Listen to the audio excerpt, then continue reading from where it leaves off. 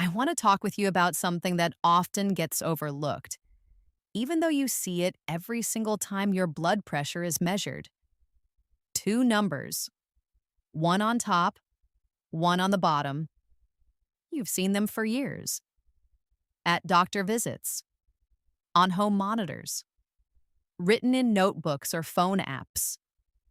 But what many people over 60 have never had clearly explained is this: those two numbers do not carry the same level of risk as we age. And the number that deserves the most attention after 60 is often not the one people focus on. By the end of this video, you'll understand which blood pressure number matters most for older adults, why its importance changes with age, and what practical steps you can start taking to support your health moving forward. This is not about fear, it's about clarity. Let's start with the basics because understanding what these numbers actually represent makes everything else much easier to grasp. When a blood pressure cuff tightens around your arm, it's measuring the force of blood pushing against your artery walls. But that force is not constant. It changes with every heartbeat. That's why you see two numbers. The top number is called systolic pressure. This reflects the moment when your heart contracts and pushes blood out into your arteries. It's the peak pressure, the strongest surge of force. The bottom number is called diastolic pressure. This reflects the moment when your heart relaxes between beats. It's the resting pressure when blood continues to flow, but the heart is not actively pumping. So when you see a reading like 150/90, it means the peak pressure during contraction is 150 and the resting pressure between beats is 90. For many years, people were taught that both numbers were equally dangerous if they were elevated. If either one was high, the thinking was that it needed immediate attention. But as researchers followed large groups of older adults over many years, a different pattern became clear. And this pattern becomes stronger and more important after the age of 60. To help explain this, let me share two real-world examples. These are the kinds of patterns many older adults experience. The first example is a woman in her early 70s. Her blood pressure readings often look like this: a high top number and a lower bottom number. She felt reassured because she had worked hard to keep the bottom number low. She believed that meant she was doing well. Her focus and the focus of those around her stayed on that lower number. Over time, however, the consistently elevated top number continued to strain the blood vessels in her brain. Eventually, this led to a serious neurological event that dramatically changed her independence and daily life. The second example is a man in his late 60s. His reading showed a normal top number but a higher bottom number. He was deeply worried because he had read that the bottom number was the most dangerous one. After careful evaluation, his overall cardiovascular risk turned out to be much lower than he feared. His situation needed attention, but it was not the immediate threat he believed it to be. Two people, two different patterns, very different outcomes. This brings us to the key question: which blood pressure number matters more as you get older? The answer depends on age. If someone is young, the bottom number often deserves more attention. But after 60, the balance shifts. Large, long-term studies following hundreds of thousands of people have shown that after 60, the top number becomes a much stronger indicator of future heart and brain problems than the bottom number. In older adults, the top number is more closely linked to events that affect mobility, independence, and quality of life. There's a reason for this, and it has to do with how blood vessels change with age. When we're younger, arteries are flexible. They stretch easily when blood moves through them and gently recoil between beats. This flexibility helps absorb pressure and protect organs. As we age, arteries gradually become stiffer. The elastic fibers that once allowed them to stretch are replaced with firmer material. Calcium deposits may appear. Over time, the vessels lose some of their ability to cushion each heartbeat. When stiff arteries receive blood from the heart, they can't expand as easily. The pressure rises higher at the moment of each beat. That raises the top number. At the same time, those stiff arteries don't rebound as effectively between beats. That's why the bottom number often stays the same or even decreases. This pattern is very common after 60. The important thing to understand is that a higher top number is not just a sign of aging. It actively places stress on delicate blood vessels throughout the body. The brain, the heart, the kidneys, and the eyes all contain small vessels that are sensitive to repeated pressure surges. Over time, those surges can contribute to reduced function and long-term complications. This is why, after 60, the top number becomes the one that deserves closer attention. That does not mean the bottom number is irrelevant. It still matters, especially if it drops too low. But when prioritizing which number predicts future risk in older adults, the top number plays a larger role. In the next part, I'll explain what ranges many older adults discuss with their healthcare providers, why extremely low numbers are not always the goal, and how to think about balance rather than perfection. Now that you understand why the top number becomes more important after 60, let's talk about what this actually means for your daily life. Many older adults look at their blood pressure readings and feel confused.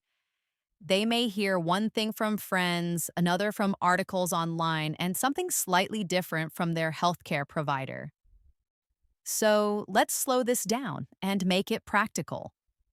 When the top number stays elevated over time, it creates repeated pressure on the inner lining of blood vessels. This lining is delicate.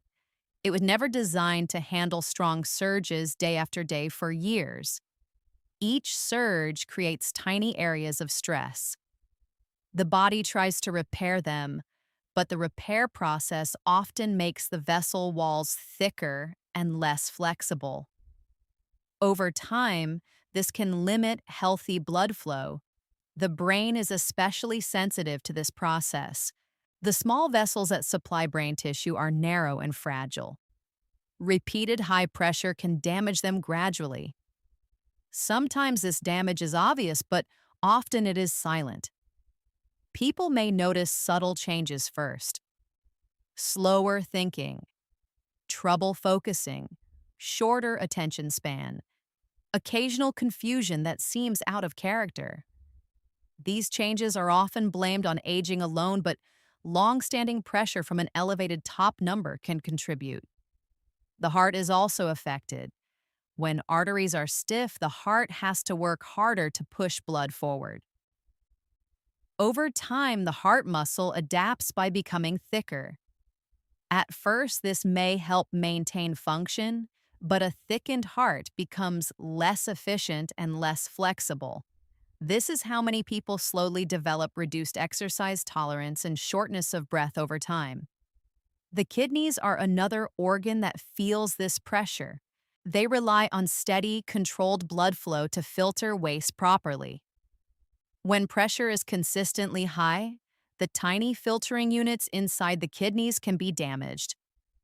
Once kidney function declines, regulating blood pressure becomes more difficult, creating a cycle that is hard to break.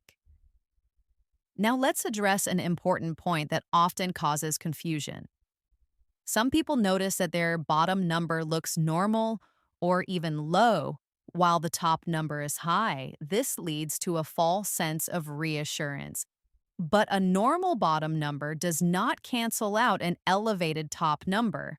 In fact, a wide gap between the top and bottom numbers often signals increased stiffness in the arteries.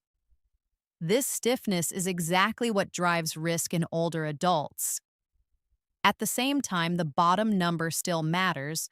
If it becomes too low, especially during standing or movement, it can reduce steady blood flow to the heart and brain. This may lead to feelings of weakness, unsteadiness, or fatigue. So the goal is balance. The goal is not to push numbers as low as possible. The goal is to reduce strain on blood vessels while maintaining comfort, stability, and clarity. This is why treatment decisions after 60 should be individualized. Now, let's talk about what many older adults discuss with their healthcare providers in terms of ranges.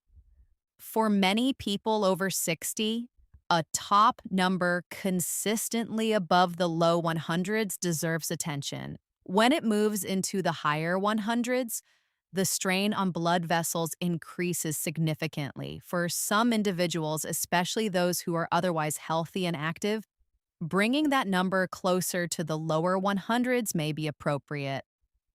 For others, particularly those who are more sensitive to medications or who feel unsteady when numbers drop too quickly, a slightly higher range may be safer. This is not about ignoring elevated readings. It's about adjusting carefully and thoughtfully. Lifestyle choices play a major role here. Reducing sodium intake can make a meaningful difference. Many packaged foods contain far more sodium than the body needs. Paying attention to labels and choosing simpler foods can help reduce pressure on blood vessels. Regular movement is another powerful tool. Walking, swimming, or gentle cycling helps improve how blood vessels respond to pressure over time. Movement encourages better flexibility and supports overall circulation. Managing stress also matters. Long-term stress activates hormones that tighten blood vessels. Simple practices that calm the nervous system, such as slow breathing or quiet routines, can support healthier pressure patterns. However, for many people after 60, lifestyle changes alone may not be enough to bring the top number into a safer range. This is where medication often becomes part of the plan. Medication is not a failure, it is a tool. Different types of medication work in different ways. Some help relax blood vessels. Others help the body release excess fluid. Some reduce the workload on the heart. Finding the right combination may take time, and adjustments are normal. What matters most is how you feel and how your readings respond over time. Home monitoring becomes especially valuable at this stage. Checking blood pressure at home helps reveal patterns that office readings may miss. It shows how your body responds during real life, not just during a brief appointment. Keeping a simple log of readings can provide valuable insight and help guide conversations with your healthcare provider. In the next part, I'll explain how to interpret these patterns, why consistency matters more than individual readings, and what practical steps you can take to stay engaged and informed without feeling overwhelmed. Now, let's talk about how to work with these numbers in a realistic way, without anxiety and without guessing. One of the biggest mistakes people make is reacting emotionally to a single reading. Blood pressure is not a fixed value. It moves throughout the day. It responds to sleep, activity, stress, meals, hydration, and even conversation. That's why one high reading does not automatically mean something is wrong, and one low reading does not automatically mean everything is perfect. What matters is the pattern. This is especially important when watching the top number. If the top number is consistently elevated across many readings taken at different times and on different days, that pattern deserves attention. If it occasionally rises but usually returns to a lower range, that's a different situation. This is why home monitoring is so helpful. A good home monitor allows you to see your true baseline. It removes the stress factor that sometimes affects readings in clinical settings and gives you a clearer picture of what your body is doing day to day. When monitoring at home, consistency is more important than frequency. Checking once in the morning and once in the evening for several days often provides more useful information than checking many times in one day. Write the readings down. Don't rely on memory. Seeing them on paper or on a screen helps reveal trends you might otherwise miss. Now let's talk about a pattern that often confuses people over 60. Some people see a high top number and a lower bottom number and assume that the lower bottom number means safety. But as we discussed earlier, this pattern often reflects increased stiffness in the arteries. This stiffness means the heart is sending pressure into vessels that no longer expand easily. Over time, this can strain organs even if the bottom number looks acceptable. At the same time, it's important to avoid pushing the bottom number too low. If the bottom number drops too much, especially when standing or moving, it can reduce steady blood flow during the resting phase of the heartbeat. This may lead to feelings of weakness, fatigue, or lack of clarity. This is why balance matters. The goal is not extreme control. The goal is appropriate control. Now let's talk about what happens when treatment is adjusted thoughtfully. When the top number is gradually reduced, the strain on blood vessels decreases. Over time, this can help preserve brain function, support heart performance, and protect kidney health. Many people notice subtle improvements first: better endurance, less pressure in the head, improved ability to focus during the day. These changes don't always happen overnight, but they accumulate with consistency. If medication is part of the plan, communication becomes essential. If you experience side effects such as excessive fatigue, lightheadedness, or discomfort, those are signals worth sharing. Adjustments can often be made without abandoning treatment entirely. There are many options available, and most people can find a combination that supports both safety and comfort. Another important point is timing. Taking medication at the same time each day helps maintain stable levels in the body. Skipping doses or taking them irregularly can cause fluctuations that place more stress on blood vessels than a steady, slightly elevated pattern. Consistency protects you. Now let's address a common concern. Some people say, I feel fine, so why worry about the top number? The challenge with elevated pressure is that it often causes no immediate symptoms. Damage accumulates quietly over time. By the time symptoms appear, significant strain may already have occurred. This is why awareness matters even when you feel well. Taking action early is not about fear. It's about preserving function for the future. Let's also clear up a myth. Some believe that rising pressure is simply a normal part of aging, and that addressing it later in life causes more harm than good. Research has shown that thoughtful control in older adults can support better outcomes when done carefully and monitored properly. The key is not aggressive lowering. The key is appropriate lowering. Now, let me summarize the practical steps up to this point. First, know your numbers and track them over time. Second, pay attention to the top number as a priority after 60. Third, consider lifestyle choices that support vessel health, such as movement, reduced sodium, and stress management. Fourth, work with your healthcare provider to adjust treatment gradually and safely if needed. Fifth, monitor at home and focus on patterns rather than isolated readings. In the final part, I'll bring everything together into a clear action plan you can remember. Explain how to talk with your healthcare provider using confidence instead of fear, and help you decide what to do next based on your own situation. Now let's bring everything together in a way that feels clear, calm, and practical. If there is one thing I want you to remember from this entire video, it's this. After the age of 60, the top blood pressure number deserves your closest attention. Not because the bottom number doesn't matter, but because the top number tells us more about long-term strain on your heart, your brain, and your blood vessels as you age. This shift happens quietly. Many people are never told about it. They continue watching the same number they focused on in their 40s, even though their body has changed. Understanding this gives you an advantage. It allows you to stop guessing and start making informed decisions together with your healthcare provider. Let's walk through a simple action plan you can actually follow. First, know your blood pressure pattern.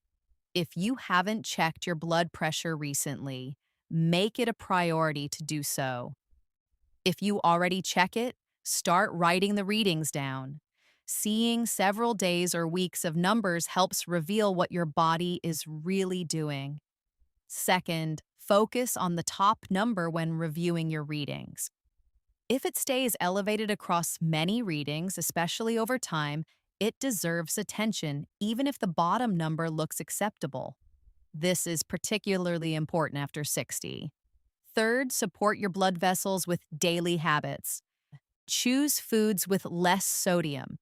Move your body regularly in ways that feel safe and enjoyable. Find simple ways to calm your nervous system. These habits may seem small, but over time they support healthier pressure patterns. Fourth, if medication is part of your plan, treat it as a tool, not a failure. Many older adults need medication to support healthy pressure. This is common and appropriate. What matters is finding the right approach for your body and adjusting thoughtfully when needed. If something doesn't feel right, speak up. Adjustments are often possible. Fifth, use home monitoring to stay engaged. Home readings help you and your healthcare provider make better decisions. They show patterns that office readings may miss and give you confidence in understanding your own health. Now let's talk about mindset. Because this matters more than most people realize, blood pressure management is not about chasing perfection.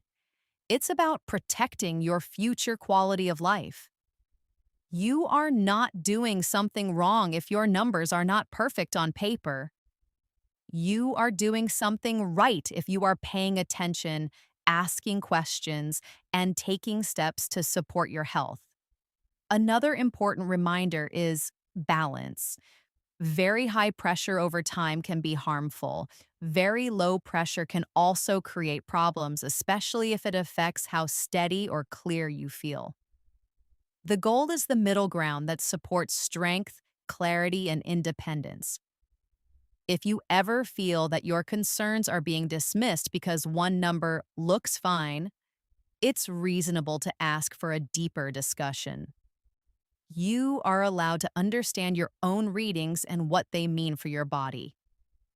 A simple way to start that conversation is by saying, "I've been tracking my blood pressure over time, and I'd like to talk about how my top number affects my long-term health." That shifts the focus from fear to collaboration. Before we finish, I want to leave you with reassurance. Many people over 60 feel overwhelmed by health information. Conflicting advice can create anxiety instead of clarity. You don't need to know everything. You just need to understand what matters most. And after 60, understanding the importance of the top blood pressure number is one of the most valuable pieces of knowledge you can have. If this video helped you see your readings in a new way, consider saving it so you can return to it later.